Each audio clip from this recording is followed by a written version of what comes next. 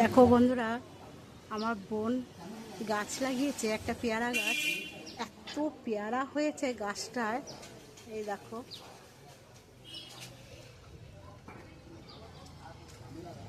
এই দেখো কত পেয়ারা, মানে প্রত্যেকটা ডালের মধ্যে পেয়ারা হয়েছে।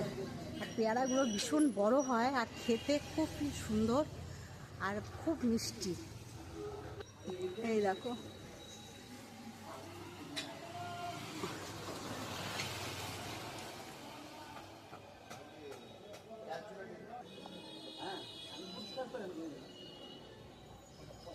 প্রত্যেকটা ডালের মধ্যে পেয়ারা। দেখো,